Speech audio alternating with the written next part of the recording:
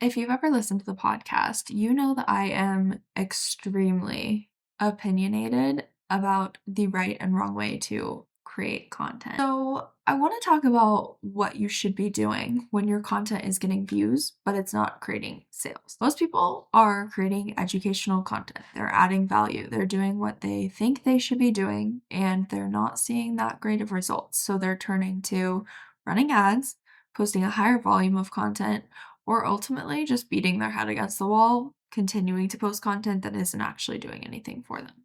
So, if you're trying to spinning your wheels and creating content that feels like it's going absolutely nowhere, because it is, this episode is for you. Welcome back to another episode of the Social Media Millionaire Podcast. Today, we're talking about how to leverage psychology and neuromarketing to connect deeply with your audience and turn attention into action through the words that you're actually saying. So, a lot of you probably have a very large bank of content ideas, and I'm not suggesting that you throw that bank of ideas out the window. What I'm suggesting is that you reframe the way that you are putting out your content in a way that is going to be more impactful for your audience. So, I want to talk through what I call our 4A scripting model. This is the final phase of the 3T framework that gives you 30 days of highly converting content in 3 simple steps. So, this is how you actually take your topic, take your talking points, and engineer it so that you are speaking to each of the 4 different buyer types. You're leveraging the framing effect in sales psychology. You are engineering a dopamine release in your audience to make your content bingeable and addictive. You're ultimately creating content that is actually going to create the gap that's necessary for people to want to buy from you. So, the difference here between this type of content and educational content is giving information, whereas we want to be giving insight. Insight is going to give them an understanding of why what they're doing isn't working, what they're missing, why they actually need you, whereas information is just like, here's 3 tips for how to do this thing that they don't even know how to do. When I'm looking at or working with founders who are scaling to multiple 7 figures, even into the 8-figure range, the number one thing I hear is like, I'm being consistent with my content. I'm adding value. I feel like I'm doing everything right. So what's missing? And usually when I open up their profile, they are missing 90% of the converts framework living on their page, and they are likely not creating content through these different lenses that is going to allow you to, like I said, activate the 4 different buyer types. So before we get into it, we have another episode that is all about the 4 different buyer types, how to speak to them, how to identify them, how to sell to them. But I'm going to give you a quick overview because this is important to what we are talking about in this episode. We know that there's 4 different buyer types, and each of them is basically categorized into the way that they process information and what they deem important when they're going to make a purchase decision. A great book that is not specifically about the buyer types, but will give you a ton of insight into people's personality type, which is an extension of how people buy, is called Surrounded by Idiots. I love that book. It breaks down the 4 different personality types, and I will let you decide which color goes with each different type of buyer. So we have essentially a split down the middle. We have our more assertive and logical buyer types, which is analytical and driver. And then we also have our more emotional buyer types, which are expressive and amiable. So your expressive and amiable buyers, even though they are emotional buyers, they both care about different things when they're going to make a purchase decision. So your expressive buyers, they care a lot about the relationship between them and the company that they're investing with. They care about what the client experience is going to look like. They value exclusivity, and they're kind of giving teacher pet vibe. Like, they want to be in there. They want to connect with you. They want to feel seen and heard and understood by you. That's what feels really good to them. For your amiable buyers, they're very wishy-washy. It's hard for them to make a decision, and it's different. It's a different type of wishy-washy than your analytical buyers. We're going to talk about that in a minute, but amiable buyers are the people who are commenting every single time you post a CTA and you're sending them the stuff or you're sending them a message, and your entire conversation in your DMs is just you hitting them up because they've asked for information and they never respond to you. They're also the people who will message you every single time you're running a promotion, every single time you have an offer. They're asking a ton of questions, but they're never actually pulling the trigger unless you kind of push them over the edge. Now, here's my controversial and hot take. I personally, because of my personality, the way our business is built, and the people that I like to work with, I'm not going to force an amiable buyer to work with me. Yes, there are tactics and methods that you can use to close an amiable buyer. However, I'm not interested in doing that. Some amiable buyers, because we know this about the buyer types are like the 5 love languages. You might primarily be a physical touch kind of girl. You might be a gift giving kind of girl. But if you only had that one thing in your relationship, it would not be a very well-rounded, fulfilling relationship, right? And so it's the same thing with the buyer types. You might be an amiable buyer, but if you don't get any information on, the stats, the ROI, the data, you still might not buy, because you might predominantly be an amiable buyer, but you could also have analytical traits or expressive traits or driver traits, right? I'm a very driver buyer. That's very much my prominent buyer type. However, I still care about the customer journey. I care about the process. I care about the values of a brand that I'm investing in. So I also have very expressive traits when I come into the buying process. So that's why you can't just say, oh, I only want to work with analyticals, or I only want to work with drivers. Is because people are likely going to have traits that they exhibit from multiple different buyer types. However, there is going to be a prominent one, just like with the love languages.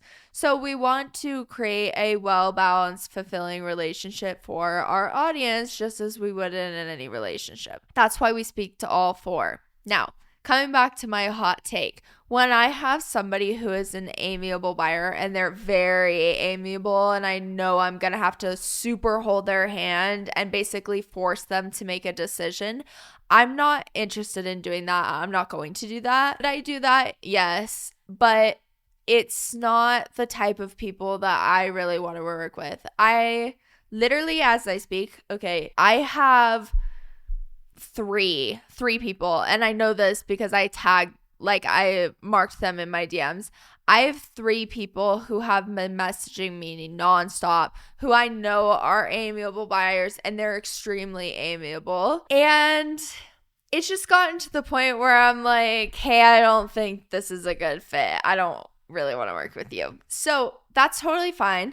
But being aware of that is going to be important. And you can minimize the people that you bring in that are whichever of the personalities that maybe you don't click with the way that you frame and the certain things that you emphasize in your content. Now, again, do I think that you should never, ever speak to a specific type of buyer in your content? No. Because I think that there's some really amazing clients that you could have that are drivers that have like amiable traits, right? So you want to create that fulfilling relationship with your content, but you don't necessarily have to double down on trying to close some of these people when you know it's just not really a fit. And are they a fit on paper? Yes. Is it a personality fit always? No. And because of the amount of lead flow that we have, I have the luxury of turning people away. Not everybody has that when they're kind of first starting out. I worked with anybody and anybody when I first started coaching, but I don't have to do that anymore, so I'm not going to. Your driver and analytical buyers, these are your buyer types that make decisions more based off of their ego, logic. They want to see the ROI, they want to see the data, they want to see results. And those buyer types are definitely, I feel like, easier to sell to, and they're more prominent in the online space just because of the nature of what we do. We're talking about money, we're talking about success, we're talking about growth, and those things tend to be very appealing to those types of buyers. Now, they're also very appealing to expressive buyers, but you kind of want to frame that in a different way. So now that we have that overview and understanding, let's unpack this a little further. So this framework, what it's going to allow you to do is go from inconsistent inquiries to booking out your services. We had a client who was maybe getting 1 or 2 inquiries a month. She's now getting 1 or 2 inquiries a day. Literally had to hire a couple closers, bring on a sales team to field those amount of applications. If you're wanting to really amp up your lead flow and just see a lot more applications coming in, this is going to help you a lot. Because like I've said before, you probably have people in your audience right now that would buy from you if you spoke to them in the correct way. You probably have like expressive buyers that watch all of your stuff, but they haven't quite heard the things that they need to hear to be pushed over to the edge to make a sales decision, right? We had another client who used this same scripting model to create a super bingeable TikTok series that brought in $20,000 in program sales in a single week. So we know this works. We have the results. We have the data. It's just a matter of you learning how to implement it successfully, right? Even though you are potentially getting views, you're probably getting some applications, but you probably have kind of confusing messaging that lacks structure and your content isn't binge-worthy or memorable. The way that we create that binge-worthiness and we create memorable content is by tapping into these different principles within behavioral economics, consumer psychology, neuromarketing, and really creating our content strategically in a way that we know how it's going to play with the people's brains when they consume the content. We know how it's going to essentially make their brains light up, what part of their brain, what it's going to activate. So when I'm talking about activation, I'm not talking about it in the way that a lot of, TikToks on where it's like, be nice. And it's like, I'm finding it. The way some rather questionable quasi-marketing experts use the word activation. When I say activation, I mean it is triggering some thinking in people's brain that is making them want to go click the purchase button. That's what I mean when I say activating. Glad we got that out of the way. Let's walk through a little breakdown of what the 4A scripting model is. So we have 4 A's: attract, anchor, activate, and acquire. These are 4 different types of videos. If you've watch the trainings, the course that we have about the 3T system. It's a 3-course. We have a private podcast series, etc. Then you know that you have taken one monthly topic, you've broken it down into 7 talking points, and then we're going to take each talking point and frame it in a way that's going to be activating to each of the 4 buyer types. What we're doing here is we're taking the exact same talking point and we are essentially looking at it from different angles. So we're looking at it from the angle of what an analytical buyer would care about, what a driver buyer would care about, what an amiable buyer and an expressive buyer are going to care about. So that's what we're doing with this model is we're shifting the frame of the content. We're still talking about the same thing. It's the same talking point, but we're talking about it in different ways. We're applying the framing effect. So other examples of the framing effect in the world of marketing, right? You have probably seen deals or discounts that people are running where they're like, oh, buy one, get one free. Or they're like, get 2 for the price of 1. Same discount, same bonus, same promotion, right? But the way that you frame it, your brain is going to internalize that information and process it differently, depending on your brain's neurons and the way that it's been structured based off of your life experience. Another really good example of framing that you could consider, just so that we're kind of understanding tactically how this works. Another example of framing is saying like 8 out of 10 people see XYZ results versus saying 80%. 80% sounds a lot smaller.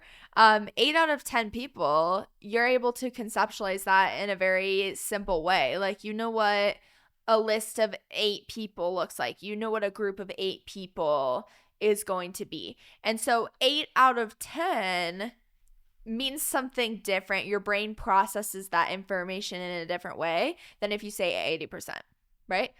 It's the same stat, it's the same metric, we're communicating the same thing, but we framed it differently. So depending on your brain, the way you like to process information, it's going to mean something different to you. As we're looking at this scripting model, number one, attract. So our goal here is literally just to grab people's attention, and what we're doing is leveraging a novelty bias to trigger dopamine. So essentially, your audience is going to feel rewarded by consuming your content. So an example of this is like, you are making this one mistake and it's costing you sales, right? People getting the answer or filling that gap that you just created for them is going to trigger a dopamine release. And what is that going to do? Well, that ensures that they continue the buying journey, watch more, binge more of your content. And what you can do is you can essentially create almost an addiction to your content where people know that they're going to feel good, they're going to get a hit of dopamine when they watch your content, when they consume your information. Now, when people say add value, most people take that to mean educate and info dump. But in reality, what is more valuable is helping your audience to connect the dots between their symptoms and what they're experiencing to what their actual problem is and what will solve it. That's a lot more valuable. And if I were to sit somebody down and assess their gaps and tell them what they need to do to fix it versus info dumping on somebody for an hour, they're going to walk away from the gap assessment feeling like they got a lot more value, because information is not helpful if you have no way to implement it and you don't understand at least where and how you're supposed to implement it.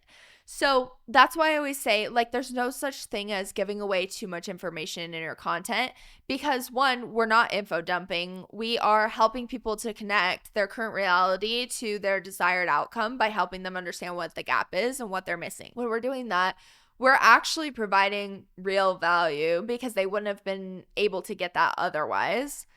Secondly, what we're doing there is we are helping them to see us as an authority, and our business becomes the answer to their questions rather than consuming more of your content, right? So you've probably heard people say, oh, well, if you're creating educational content, you're creating an audience of consumers, not customers. This is the science behind why. Because you're not giving them a reason to do anything more than watch your post and be like, thumbs up, good information.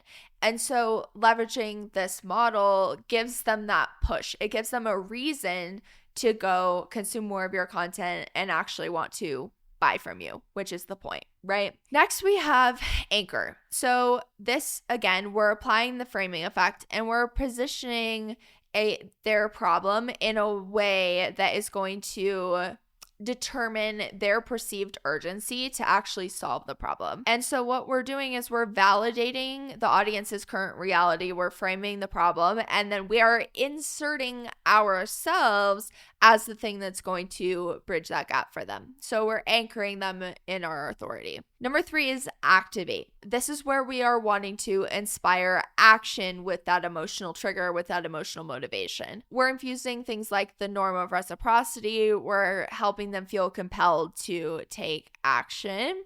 And often we are leading with results, hitting home to what they can achieve if they do what we're telling them to do, basically. Then we have acquire. So this is where we're closing the loop by showcasing like how the solution works. We're driving conversation. This is where, like, if you see my text on screen videos on Reels, where they are framed and scripted in a very specific way to then drive action. And typically the action is to leave a comment with a specific word, and then we can start a sales conversation with people, which is important because we're getting a micro commitment and we're building that yes ladder. But that's a topic for another day. Let's talk about why this model works. We've talked about this a little bit more, but the neuromarketing principles that you're leveraging through using this model.